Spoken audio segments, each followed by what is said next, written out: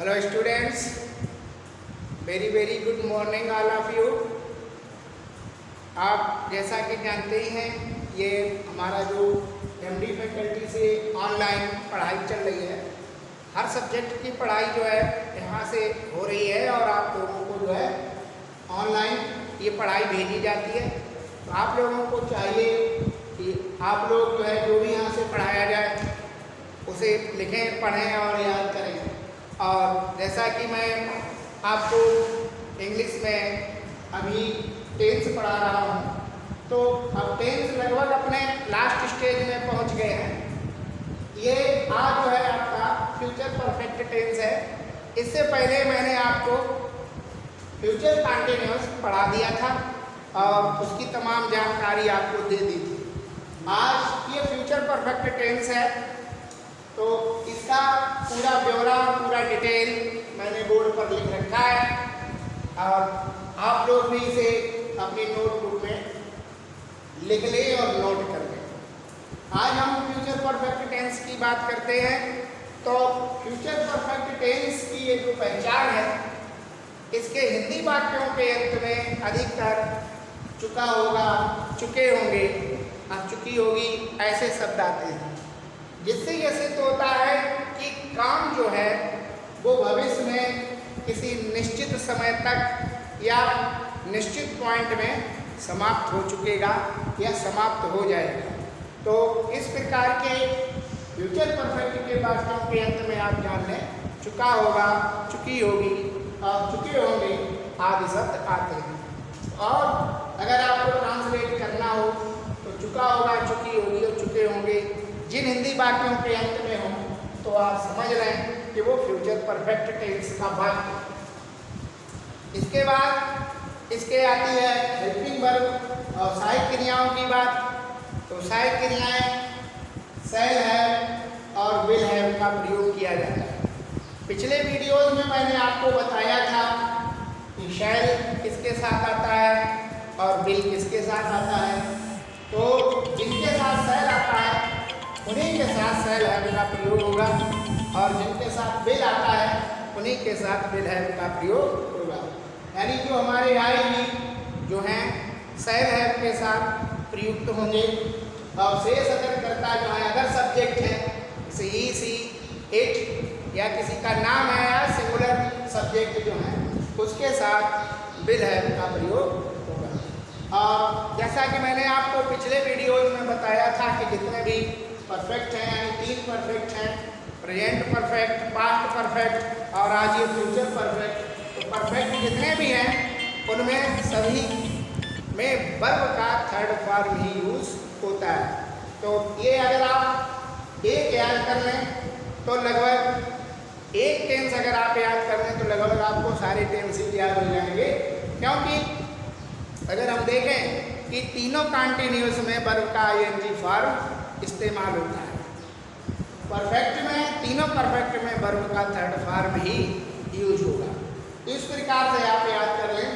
और तो सिंगुलर कर्ताओं के साथ विल हैव का प्रयोग होता है और आई बी के साथ शैल हैव का प्रयोग होता है। और जो परफेक्ट में मैंने बताया है कि वर्ब का थर्ड फॉर्म ही यूज होगा।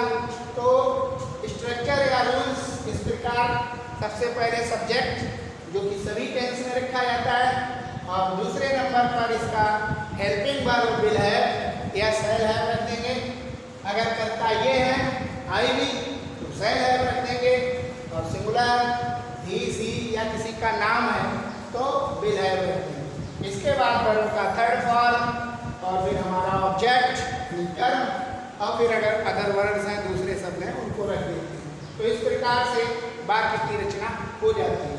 नेगेटिव सेंटेंस में नॉट का प्रयोग विल और हैव के बीच में नॉट का प्रयोग करते हैं। सब्जेक्ट रखेंगे, सब्जेक्ट के बाद विल नॉट है या शैल नॉट है, यही कंडीशन रहेगी। विल नॉट है, शैल नॉट है। अगर हम विल हैव नॉट कर देते हैं तो हमारा प्रयोग नॉट का उचित नहीं माना जाएगा, विल नॉट हैव ही प्रयुक्त होगा। जैसा कि मैंने आपको स्टार्टिंग में बताया था कि नॉट जो है वो हेल्पिंग वर्ब के साथ ही रहते हैं, वो उन्हीं से चिपके रहते हैं, इधर उधर नहीं जाते। Will not have, shell not have, इसके बाद वही वर्ब का थर्ड फॉर्म और फिर हमारा ऑब्जेक्ट और फिर अदर वर्ब। इसी प्रकार से अगर इंटेरोगेटिव यानी प्रश्नवाचक वाक्यों की बात करें तो अगर क्या से वाक्य शुरू हो रहा है तो हम हेल्पिंग वर्ब से वाक्य को स्टार्ट करते हैं, शैल और विल पहले रख देते हैं और फिर दूसरे नंबर पर हमारा सब्जेक्ट आ जाता है यानी कर्ता आ जाता है और फिर हैव, फिर वर्ब का थर्ड फॉर्म, क्रिया का तीसरा रूप और फिर ऑब्जेक्ट, फिर अदर वर्ब, फिर साइन ऑफ इंटरोगेशन। अगर हम देखें तो हैव है, ये हैव जो है वो वर्ब के थर्ड फॉर्म से पहले ही यूज होता है। जैसे आप जो भी बीइंग अगर रखते हैं, पैसिव वॉइस बनाते समय बीइंग रखते हैं या बीन बढ़ाते हैं तो वो अधिकतर वर्ब के थर्ड फॉर्म से पहले ही यूज होता है। तो ये हैव जो है वर्ब के थर्ड फॉर्म से पहले रखा जाएगा। और अगर WH टाइप सेंटेंस है यानी कब, कहाँ, क्यों, कैसे, what, where, why, when, which, इस प्रकार के अगर WH वाले इंट्रो वर्ड आए हैं तो सर्वप्रथम उनको ही फर्स्ट नंबर पर रखेंगे और फिर इसके बाद शैल, अगर हमारे उसके आगे करता अगर भाई भी है तो शैल रख देंगे, अगर इनमें से करता है तो विल रख देंगे और सब्जेक्ट के बाद फिर हैव का प्रयोग होगा और हैव के बाद वर्ब का थर्ड फॉर्म रखेंगे, क्रिया का तीसरा रूप रखेंगे और फिर हमारा कर्म आएगा, ऑब्जेक्ट आएगा, फिर इसके बाद अदर वर्ड रखने के बाद फिर हम साइन ऑफ इंटरोगेशन लगा देते हैं।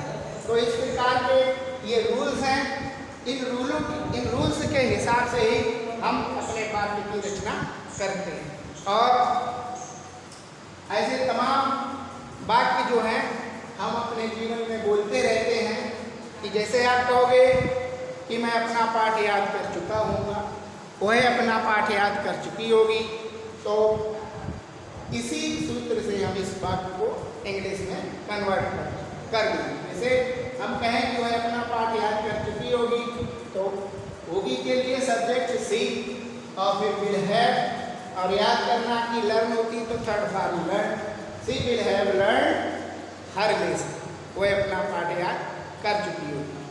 और जिस प्रकार से आपने देखा होगा मैंने पास्ट परफेक्ट आपको पढ़ाया था, उसमें दो दो सेंटेंस आ जाते हैं, इसी प्रकार से इस फ्यूचर परफेक्ट में भी दो दो सेंटेंस आ जाते हैं। तो वही नियम रहेगा, जो काम पहले होता है उसकी अंग्रेजी पहले विल हैव के साथ थर्ड फॉर्म लगाकर और बाद की अंग्रेजी जो है वो प्रेजेंट इंडेफिनिट में ट्रांसलेट की जाती है। जैसे पास्ट इंडेफिनिट में तो पास्ट परफेक्ट में मैंने आपको बताया था कि दूसरा वर्ब जो है वो पास्ट इंडेफिनिट में ट्रांसलेट होता है, यानी दूसरी क्रिया जो है वो हमारी जो है पास्ट इंडेफिनिट में जाती है, यूँ कहिए उसका सेकंड फॉर्म यूज होता है।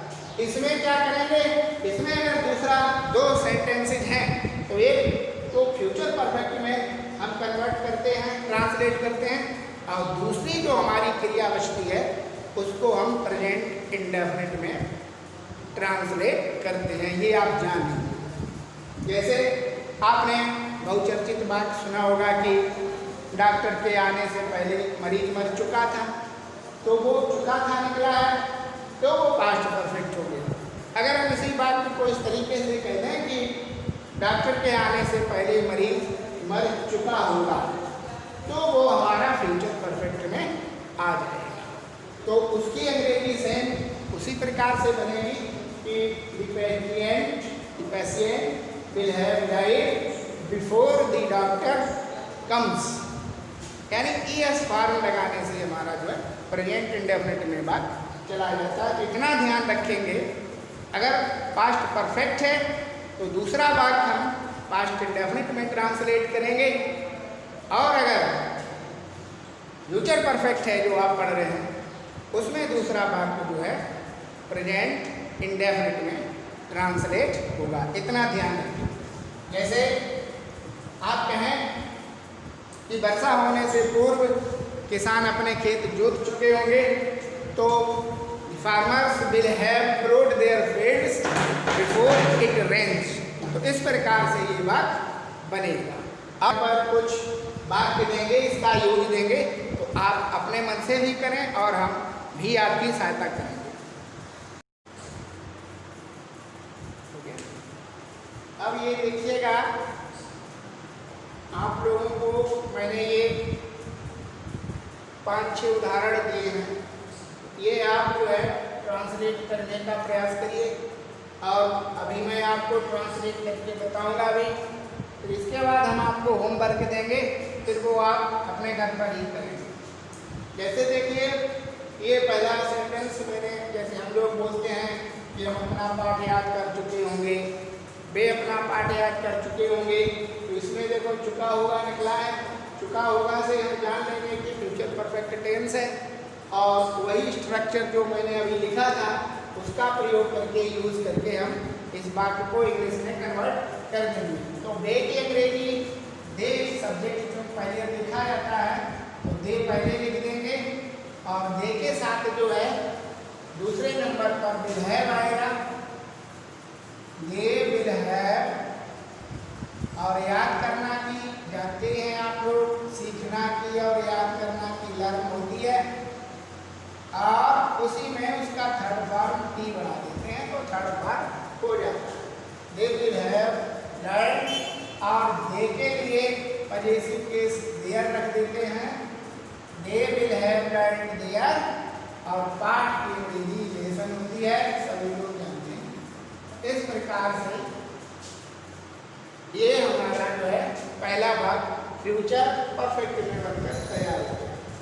दूसरा मान लीजिएगा, हम कहते हैं तुम कल इस समय तक दिल्ली पहुंच चुके होगे, तो यहाँ पर कर्ता जो है तुम है, तुम के लिए यू और वही क्रिया यू के बाद विल हैव, विल हैव के बाद वर्ब का थर्ड फॉर्म, तो हमारा वर्ब है पहुंचना, एक्शन वर्ड जो है, तो you will have reached, reach का third form reached, you will have reached. और कहाँ पहुंच चुके होंगे वो भी लिख देंगे, Delhi, you will have reached Delhi. अब हमें अंग्रेजी लगाना है कल इस समय तक, तो तक की अंग्रेजी बाई लगाई जाती है, बाई का प्रयोग किया जाता है तक के लिए। तो you will have reached Delhi by, और इस समय तक बाई एट दिस टाइम। और कल की अंग्रेजी इसमें टुमारो का प्रयोग कर देंगे, DOMORRO। You will have reached Delhi by at this time tomorrow. इस प्रकार से इस समय की अंग्रेजी by at this time tomorrow, आप कल इस समय तक दिल्ली पहुंच चुके होंगे। You will have reached Delhi by at this time tomorrow.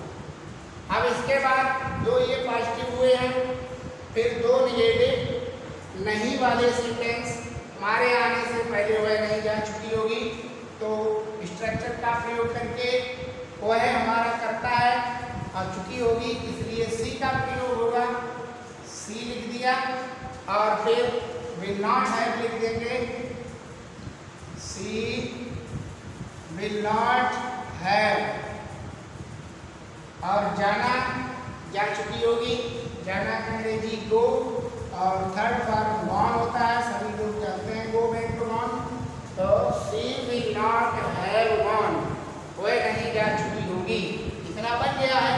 अब तुम्हारे आने से पहले, तो पहले का अंग्रेजी आप जानते हैं, सीख चुके हैं, बिफोर लगाते हैं ना, तो she will not have gone before, और तुम्हारे के लिए यू का प्रयोग कर देंगे, अब कम कर देंगे आने से पहले, बिफोर यू कम। क्योंकि यू जो है हमारा प्लूरल माना जाता है, इसलिए यहाँ पर यस नहीं लगाएंगे। अगर यहाँ पर ही होता तो यस लगाना पड़ता। मैं आपको बता चुका हूँ कि दूसरा सेंटेंस जो है वो प्रेजेंट इंडेफिनिट में ट्रांसलेट होता है। मान लीजिएगा अगला सेंटेंस मैंने दिया है कि हम ये सब अभ्यास हल नहीं कर चुके होंगे। तो हम की अंग्रेजी बी होती है, सभी लोग जानते हैं बी, और बी के लिए शैल नॉट हैव रखेंगे, B shall not have, B shall not have. अब आता है वर्ब का थर्ड फॉर्म, तो हल करना है वर्ब हमारा। तो हल करने की अंग्रेजी सॉल्व होती है, सॉल्व में लिख देंगे SOLVED, और we shall not have solved. और अब बचा है ये सब अभ्यास, तो ये भी सबकी अंग्रेजी ये की अंग्रेजी these, THESE, we shall not have solved all the exercises। अभ्यास की अंग्रेजी एक्सरसाइज नहीं मान रहे हैं आपको, EXERCISES। We shall not have solved all these exercises। हम ये सब अभ्यास नहीं कर चुके हैं। इसके बाद ये दो अफर्मेटिव रहे, ये दो निगेटिव रहे, और ये लास्ट में दो इंटेरोगेटिव हैं। क्या शाम तक हम अपना गृहकार्य समाप्त कर चुके होंगे? या शाम तक हम अपना गृहकार्य, तो गृहकार्य होमवर्क या होम टास्क भी कुछ लोग बोलते हैं। तो क्या के लिए, जैसा कि मैंने इंस्ट्रक्शन में बताया था, बिल और शैल का प्रयोग होता है सबसे पहले। तो हम करता है तो शैल पहले शैल भी, और फिर है, शैल भी है, और समाप्त करना कि है फिनिश्ड, शैल भी है फिनिश्ड, FINISHED, शैल भी है फिनिश्ड। अवर होमवर्क या होम टास्क भी लिख सकते हैं, होमवर्क को होम टास्क भी लिख सकते हैं। तो शैल भी है फिनिश्ड अवर होमवर्क, और तक के लिए बाई का प्रयोग मैंने आपको बताया है, बाई, और शाम की अंग्रेजी होती है इवनिंग। तो शैल भी है finished our homework by evening. क्या शाम तक हम अपना होमवर्क समाप्त कर चुके होंगे? तो इस प्रकार से ये इंटेरोगेटिव के वाक्य की रचना हुई। इसी प्रकार से ये WH वाला मैंने आपको दिया है कि अध्यापक किसे दंडित कर चुके होंगे या किसे मार चुके होंगे। तो किसे की अंग्रेजी मैंने आपको पहले बताई है, whom, WHOM, whom, और फिर दूसरे नंबर पर सहायक क्रिया बिल, और थर्ड नंबर पर देखिएगा कर्ता आता है। तो कर्ता यहाँ पर दंड देने वाले टीचर हैं, तो whom will the teacher, अब हैव का प्रयोग, whom will the teacher have, और दंडित करना की पनिश होती है, सभी लोग जानते हैं, PUNISHED। Whom will have the teacher punished, teacher इसको दंडित कर चुके हैं। तो इस प्रकार से इस टेंस के वाक्यों की रचना होती है। आप लोग जो है इसके नियमों को सीखें, हेल्पिंग वर्ब याद करें। और अब मैं आपको प्रैक्टिस के लिए या अभ्यास के लिए 5-6 सेंटेंस दे रहे हैं, आप उन्हें घर पर ट्रांसलेट करना।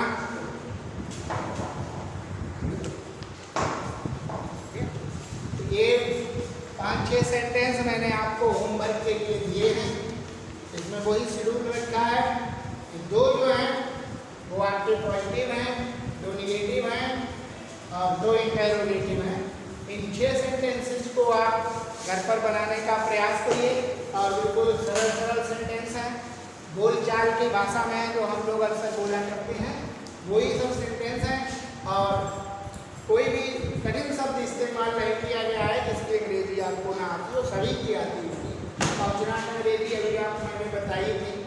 और स्नान करना जो टेकने बाद आप देख सकते हैं, टेकने बाद